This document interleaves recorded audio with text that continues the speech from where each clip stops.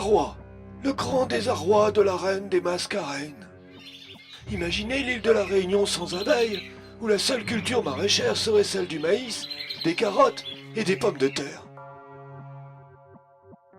Fini les litchis, agrumes, piments, brinjales et chouchous. Fini le goût inimitable du curry et du rougail tomate. Fini la plupart des fruits de nos vergers et de nos jardins. Cette hypothèse est pourtant loin d'être improbable. Nous assistons depuis 2017 à une véritable hécatombe. 50 à 60% de nos abeilles ont été décimées par un acarien appelé Varroa destructor. La production annuelle de miel de l'île est passée de 80 tonnes à 30 tonnes en moins de 2 ans. Ce parasite, présent pratiquement sur toute la surface du globe, a désormais infesté notre île. Et ce n'est malheureusement qu'un début. Il s'attaque aux larves d'abeilles en s'installant dans les alvéoles du couvain, vampirisant celles-ci en se nourrissant de l'hémolymphe. Entre autres termes, le sang et les graisses de la future abeille. Il est également porteur de nombreux virus, comme celui des ailes déformées. À tort, nous pensions que les pesticides étaient la cause essentielle des mortalités massives de nos butineuses. Mais nos observations de terrain sont formelles. C'est bien l'acarien qui est le principal destructeur de nos colonies.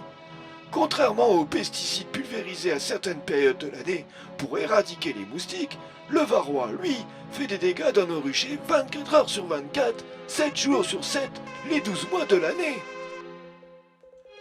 60% des plantes cultivées et 80% des plantes à fleurs sauvages dépendent fortement ou totalement de la pollinisation.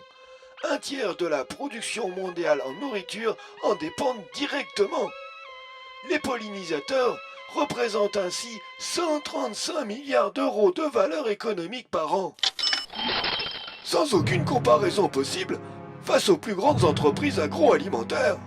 Pour éviter l'extinction de l'abeille indigène de la Réunion, nous n'avons guère d'autre choix pour l'instant que d'utiliser des antiparasitaires dans nos colonies.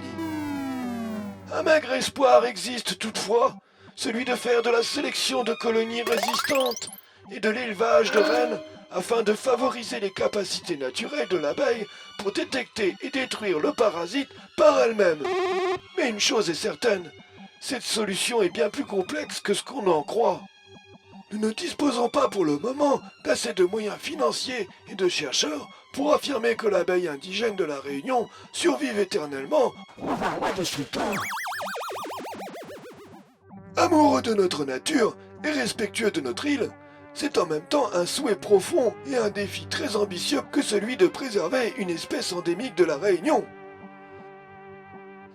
Il nous faudra encore beaucoup de patience, de passion et de travail, allant même parfois à contre-courant pour tenter de sauver l'abeille pays.